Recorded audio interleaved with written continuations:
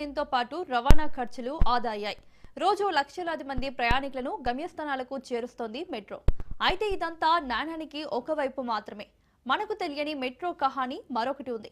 అప్పులు, కిస్తీలు, ఆర్థిక భారాలతో రాష్ట్ర ఖజానాకు గండి కొడుతోంది హైదరాబాద్ మెట్రో. పాలకుల అనాలోచిత నిర్ణయాలు, కేంద్రం ఆడుతున్న రాజకీయ చదరంగము కారణమేదైనా హైదరాబాద్ మెట్రో రైలు ఇప్పుడు తెలంగాణ ప్రభుత్వానికి గుదిబండగా మారింది.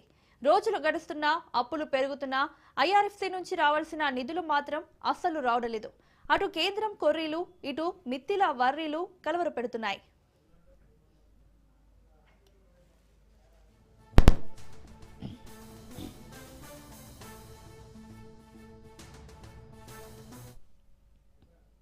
హైదరాబాద్ మెట్రో ఫేజ్ 1 ను ఎల్ఎన్టీ నుంచి చేతుల్లోకి తీసుకోవడమే తెలంగాణ సర్కార్ చేసిన పెద్ద తప్పిదమా అనే సందేహాలు సర్వత్రా వినిపిస్తున్నాయి. 2026 ఏప్రిల్ 29న ఎంతో ఆర్భాటంగా ప్రభుత్వంలో విలీనం చేస్తూ ఒప్పందం చేసుకున్నారు. 1461 కోట్ల ఈక్విటీ చెల్లించి 100% షేర్లను కొనుగోలు చేశారు. అప్పటి వరకు మెట్రోపై ఉన్న 13,538 కోట్ల అప్పును నెత్తిన వేసుకుంది తెలంగాణ ప్రభుత్వం.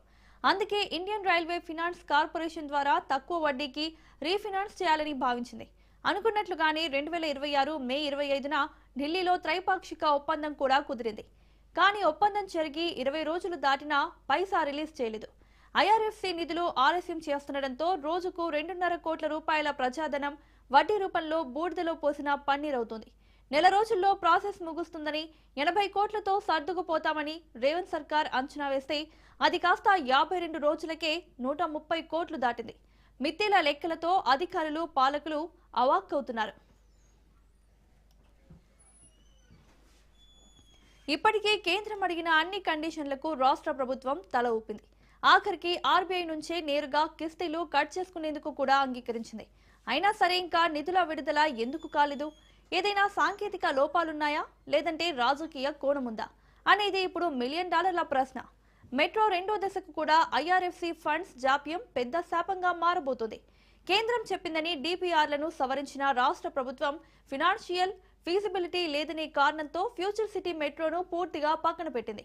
కేవలం 7 కారిడార్ల డిపిఆర్లను మాత్రమే జనవరి 2026 నాటి ధరల ప్రకారం సవరించి కేంద్రానికి పంపింది.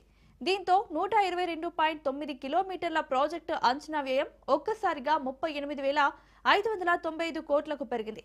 గతంలో కిలోమీటర్కు నిర్మాణ వ్యయం 298 కోట్లు ఉంటే ఇప్పుడు అది 314 కోట్లకు చేరింది.